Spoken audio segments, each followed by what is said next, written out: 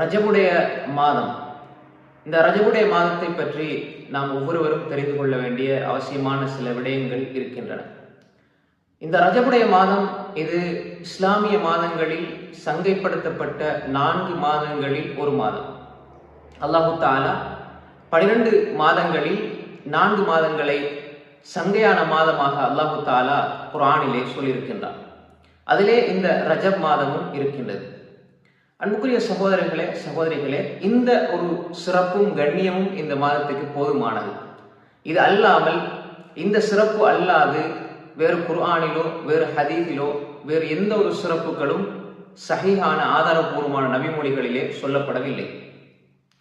எனவே நாம் இந்த ரஜபுடைய மாதம் இது சங்கைப்படுத்தப்பட்ட மாதம் என்ற வகையிலே சில அறிஞர்கள் சொல்கிறார்கள், இந்த மாதத்திலே நாம் குறிப்பாக எந்த ஒரு அமலும் செய்ய வேண்டிய அவசியம் கிடையாது. ஆனால் அதிகமாக நன்மைகளை, வளமையாக செய்கின்ற நன்மைகளை நாம் அதிகமாக செய்ய வேண்டும். அதிகமாக செய்கின்ற பொழுது இது பரக்கத்துக்குரியதாக, அருள் நிறைந்ததாக இருக்கும். ஏனென்றால் இது சங்கைப்படுத்தப்பட்ட மாதம்.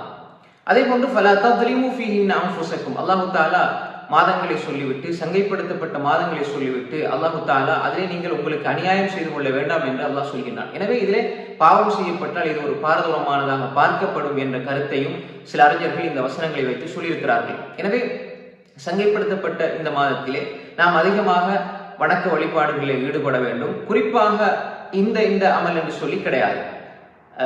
நாம் வளமையாக செய்கின்ற அமல்களை நாம் அதிகப்படுத்திக் கொள்ள வேண்டும். ஸலஃபு ஸாலிஹீன்களும் ரமதானுக்கு தயாராகுவார்கள். அதாவது ரஜப் மாதத்திலே, அதே போன்று ஷாபானிலே ரமதானுக்கு தயாராகுவார்கள். அதே போன்று 6 மாதங்களுக்கு முன்னிருந்தே ரமதானுக்கு தயாராகுவார்கள் என்ற செய்தி எல்லாம் இமாம் இப்னு ரஜப் ரஹிமஹுல்லாஹ் தனது லதாயிஃபுல் மஆரிஃபிலே பதிவு செய்திருக்கிறார்கள். எனவே இந்த சிறப்புகளை வைத்துத்தான் நாம் ரஜபை புரிந்து கொள்ள வேண்டும். இது அல்லாமல் ரஜபுடைய மாதத்திலே ஓதப்பட வேண்டிய துவாக்கள், ரஜபுடைய மாதத்திலே செய்ய வேண்டிய குர்ஆன் ஓதல்கள், திலாவத்துகள், அதே போன்று உபரியான நோன்புகள், ரஜப் மாதத்துக்கு என்று சிறப்பித்து வரக்கூடிய நோன்புகள், இரவு வணக்கங்கள், முதலாவது நோன்பு பிடிச்சா ரஜப் மாதத்துல முதலாவது நாள் நோன்பு பிடிச்ச அந்த நன்மை, 2ஆவது நாள் நோன்பு பிடிச்ச அந்த நன்மை, ரஜபுடைய மாதத்துல என்னென்ன அமல்கள் செஞ்ச அந்த நன்மை என்று வரக்கூடிய எந்த ஒரு ஹதீஸும் சஹீஹான ஹதீஸ் கிடையாது. எந்த ஒரு ஹதீஸுமே சஹீஹான ஹதீஸ் கிடையாது. இமாம் இப்னு கைம் ரஹிமஹுல்லாஹ் அவர்கள், இமாம் இப்னு ஹஜர் ரஹிமஹுல்லாஹ் போன்ற நிறைய அறிஞர்கள், இமாம் இப்னு தைமிய்யா ரஹ்மத்துல்லாஹி அலைஹி போன்ற அறிஞர்கள் இதை விளக்கி இருக்கிறார்கள். எனவே நாம் குறிப்பாக ரஜபுக்கு என்று எந்த ஒரு அமலும் குறித்து வரவில்லை. ஆதரவு நபிமொழிகளே கிடையாது. அப்படி வருகின்ற அனைத்து செய்திகளுமே ஒன்று மிக பலவீனமான செய்திகள் அல்லது இட்டுக்கட்டப்பட்ட செய்திகள், பல வடிவங்கள் வந்திருக்கிறது. எனவே இது ஆதாரபூர்வமான செய்திகள் கிடையாது. எனவே இப்படி தூக்கி கொண்டு வருவார்கள். அதாவது நிறைய நீங்க வாட்ஸ்அப்ல, ஃபேஸ்புக்ல பார்க்கலாம். ரஜப் மாதத்துல இந்த அமல் செஞ்சா இந்த நன்மை கிடைக்கும், இந்த அமல் செஞ்சா அந்த நன்மை கிடைக்கும் என்று வரக்கூடிய எந்த ஒரு செய்திக்கும் ஆதாரபூர்வமான நபிமொழியில் நமக்கு ஆதாரம் கிடையாது. அதே போன்று குர்ஆன்ல நாம் சொன்ன அந்த சிறப்பை தவிர வேறு எதுவுமே கிடையாது. நாம் எந்த ஒரு அமலையும் குறித்து, ரஜபுக்கு என்று குறித்து செய்வதை அறிஞர்கள் பிதா என்பதாக சொல்லியிருக்கிறார்கள். இது ஒரு விடயம். 2ஆவதாக ரஜப் மாதத்திலே பரவலாக மக்கள் மத்தியிலே ஓதப்படுகின்ற ஒரு துவா இருக்கிறது. ரசூல் ஸல்லல்லாஹு அலைஹி வஸல்லம் ரஜப் மாதம் வந்துவிட்டால் இந்த துவாவை ஓதுவார்கள். அல்லாஹும்ம பாரிக் லனா ஃபீ ரஜபின் வ ஷஅபான வ பல்லிக்னா ரமதான். அல்லாஹும்ம பாரிக் லனா ஃபீ ரஜபின் 2 மாதிரி உச்சரிக்கலாம். அல்லாஹும்ம பாரிக் லனா ஃபீ ரஜபின் ரஜப 2 மாதிரி உச்சரிக்கலாம். அல்லாஹும்ம பாரிக் லனா ஃபீ ரஜபின் வ ஷஅபான வ பல்லிக்னா ரமதான். இந்த துவாவை ரசூல் ஸல்லல்லாஹு அலைஹி வஸல்லம் ஓதுவதாக அனஸ் ரலியல்லாஹு அன்ஹு ரிவாயத் வந்திருக்கிறது. இந்த செய்தியை அதிகமாக நாம் வைத்து மக்கள் இந்த துவாவை ஓதுவதை நாங்கள் பார்க்கிறோம். இது அர்த்தம் என்ன? அல்லாஹும்ம பாரிக் லனா, யா அல்லாஹ் எங்களுக்கு பரக்க செய்வாயாக, ஃபீ ரஜப் வ ஷஅபான், ஃபீ ரஜபின் வ ஷஅபான், ரஜபிலையும் ஷஅபான்லையும் வ பல்லிக்னா ரமதான், ரமதானை அடையக்கூடிய பாக்கியத்தை தருவாயாக. அதே போன்று வபாரிக் லனா ஃபீ ரமதான் என்ற வேறு அறிவிப்புகளும் வந்திருக்கிறது. ரமதானில் எங்களுக்கு பரக்க செய்வாயாக என்று. இந்த துவா பரவலாக ரஜப் மாதம் வந்து விட்டால் எல்லா மக்களுமே ஓதுவதை நாங்கள் பார்க்கிறோம். இந்த துவாவை பொறுத்தவரையிலே இது ரசூல் ஸல்லல்லாஹு அலைஹி வஸல்லம் அவர்களை தொட்டு அனஸ் ரலியல்லாஹு அன்ஹு அறிவிக்கிறார்கள். அதிகமான அறிஞர்கள் இதை நம்ம ஓதுவதை நாம் பார்க்கிறோம். ஆனால் இந்த செய்தியுடைய அறிவிப்பாளர் வரிசையை ஆய்வு செய்து பார்த்தால் இதுல 2 பிரச்சனைகள் இருக்கிறது. ஒன்று, இந்த அறிவிப்பாளர் வரிசை, இந்த செய்தி வரக்கூடிய அந்த அறிவிப்பாளர் வரிசையிலே ஜியாத் பின் அப்துல்லா நுமைல் என்பவர் இடம்பெறுகிறார். 2ஆவதாக ஜாயிதா பின் அபி ருக்காத் என்பவர் இடம்பெறுகிறார். இந்த ஜியாத் பின் அப்துல்லா நுமைல் என்பவர் இமாம் இப்னு மயின், அதே போன்று இமாம் இப்னு ஹஜர் போன்ற அறிஞர்கள் எல்லாம் இவரை பலவீனமானவர்கள் என்று சொல்லியிருக்கிறார்கள். எனவே இவர் இடம்பெறுகின்ற இந்த செய்தி பலவீனமானது. இது இந்த அறிவிப்பாளர் வரிசையில் முதலாவது பிரச்சனை.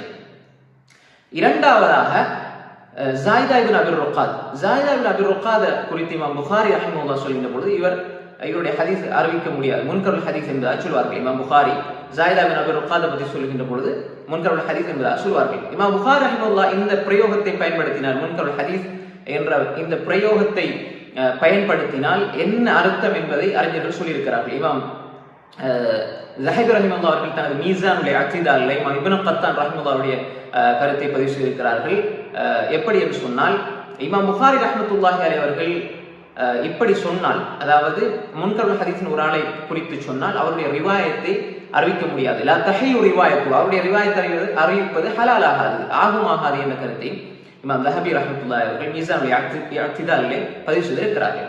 அதே மாதிரி தான் அல்லாமா ஷாக்கிர் ரஹ்மத்துல்லாஹி அவர்கள் அல் பாஇஸுல் ஹதீஸ், அதாவது இமாம் இப்னு கஸீருடைய இஹ்திஸார் உலூமுல் ஹதீஸுக்கு விரிவுரையாக இருக்கிறார்கள். அல்லாமா ஷாக்கிர் ரஹிமஹுல்லாஹ் அல் பாஇஸுல் ஹதீஸ், அதில் அவர்கள் சொல்கின்ற பொழுது இமாம் புகாரி ரஹ்மத்துல்லாஹி அலைஹி அவர்கள் யாராவது ஒருவரை குறித்து இந்த முன்கருள் ஹதீஸ் என்று விமர்சனம் பண்ணியிருந்தால் அது அந்த நபர் பொய்யர் என்பதை அடையாளமாக காட்டும் என்பதாக சொல்லியிருக்கிறார்கள். எனவே பொய்யராக இருந்தால் இமாம் புகாரி அவ்வாறு விமர்சனம் செய்வார்கள் என்ற செய்தியை பதிவு செய்திருக்கிறார்கள். அந்த அடிப்படையிலே இவர் வரக்கூடிய இந்த அறிவிப்பாளர் வரிசை மிகவும் பலவீனமான செய்தி, மிகவும் பலவீனமான செய்தி.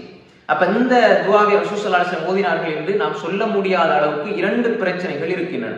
அப்ப எனவே தான் சில அறிஞர்கள், முற்பட்ட அறிஞர்களே அதிகமானவர்கள் இந்த ஹதீஸை பலவீனம் என்று சொல்லியிருக்கிறார்கள். சிலர் முன்கர் ஜித்தன் என்ற கருத்தை சொல்லியிருக்கிறார்கள். எனவே இந்த செய்தி ரசூல் ஸல்லல்லாஹு அலைஹி வஸல்லம் அவர்களை தொட்டு நாம் சொல்ல முடியாத அளவுக்கு மிக பலவீனமானது. எனவே ரசூல் ஸல்லல்லாஹு அலைஹி வஸல்லம் ஓதினார்கள் என்று சொல்லி ஓதுவது கூடாது என்பதை நாம் புரிந்து கொள்ள வேண்டும். அப்ப இந்த செய்தியை இமாம் அப்துல்லாஹ் இப்னு அஹ்மத் இப்னு ஹம்பல் ரஹிமஹுல்லாஹ் அவர்கள் ஸவாயித் முஸ்னதில் பதிவு செய்திருக்கிறார்கள். ஸவாயித் முஸ்னதில் இந்த செய்தி வந்திருக்கிறது. அதே மாதிரி இமாம் தபரானி ரஹ்மத்துல்லாஹி அவர்கள் முஅஜ்ஜமுல் அவ்ஸத்ல பதிவு செய்திருக்கிறார்கள். இமாம் அபூ நுஐம் அல் அஸ்பஹானி ரஹ்மத்துல்லாஹி அவர்கள் ஹில்யத்துல் அவுலியாவில் பதிவு செய்திருக்கிறார்கள். இமாம் பைஹகி ரஹ்மத்துல்லாஹ் ஷுஅபுல் ஈமான்ல பதிவு செய்திருக்கிறார்கள். இமாம் பஸ்ஸார் ரஹ்மத்துல்லாஹ் பதிவு செய்திருக்கிறார்கள். எனவே இப்படி கிரந்தங்களிலே வந்திருந்தால் அப்படிதான் சொல்லுவாங்க. இப்ப இதை ஆதாரமா சொல்றவங்க எத்தனை கிரந்தங்கள் வந்திருக்குன்னு சொல்லுவார்கள். அப்ப சொல்லி போட்டு இது ஆதாரபூர்வமானது என்றெல்லாம் சொல்லுவார்கள். எனவே எப்படி எந்த கிரந்தத்துல வந்தாலும் அதனுடைய அறிவிப்பாளர் பலவீனமானது, மிக பலவீனமானது. எனவே நிறைய அறிஞர்கள் இந்த செய்தியை பலவீனம் என்று சொல்லியிருக்கிறார்கள். அந்த அடிப்படையில் நாம் ஆய்வு செய்து பார்க்கின்ற பொழுதும் இது மிக பலவீனமான செய்தியாக பார்க்க முடிகிறது. எனவே அன்புக்குரிய சகோதரிகளே, இந்த ரஜப் மாதத்திலே நாம் உண்மையிலே இது ஒரு சங்கைப்படுத்தப்பட்ட மாதம் என்ற வகையிலே நாம் அதிகமாக நன்மைகள் செய்ய வேண்டும். கண்டிப்பாக பொதுவான நன்மைகளை நாம் செய்ய வேண்டும். வளமையாக நாம் தொழுதுவார தொழுகையிலே உள்ளச்சத்தோடு பேணுதலோடு தொழ வேண்டும். அதே போல் அதை இன்னும் அதிகப்படுத்திக் கொள்ள வேண்டும். ஏற்கனவே நாம் தொழுதிருப்போம், இபாதத் செய்திருப்போம். இன்னும் ரமதானுக்கு நாம் தயாராகுவதற்காக நாம் அதாவது குறித்த நேரத்தில் சரியான உள்ளச்சத்தோடு தொழப்பழகிக் கொள்ள வேண்டும். இரவு வணக்கங்களில் ஈடுபட வேண்டும், வித்ர் தொழ வேண்டும்.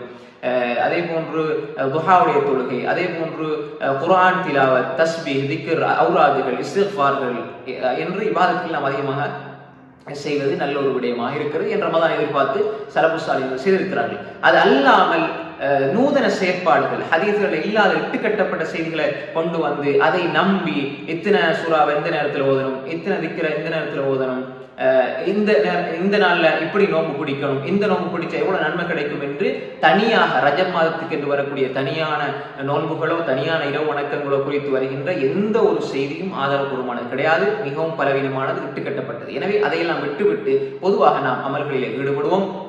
அல்லாஹ் தஆலா இந்த ரஜப் மாதத்தில் அதிகமான நல்லமல்கள் செய்து, ஷஅபானில் நல்லமல்கள் செய்து, ரமதானுக்குள்ளே நல்ல முறையிலே நாம் சென்று ரமதானை பயன்படுத்தி ஏனைய காலங்களையும் நல்ல அமல்களிலே பயன்படுத்தக்கூடிய, நல்ல அமல்களிலே கழிக்கக்கூடிய நன்மக்களாக அல்லாஹ் என்னையும் உங்களை ஆக்கிடுவானாக. வஆகிரு தஅவானா அல்ஹம்துலில்லாஹி ரப்பில் ஆலமீன். வஸ்ஸலாமு அலைக்கும் வரஹ்மத்துல்லாஹி வபரகாத்துஹு.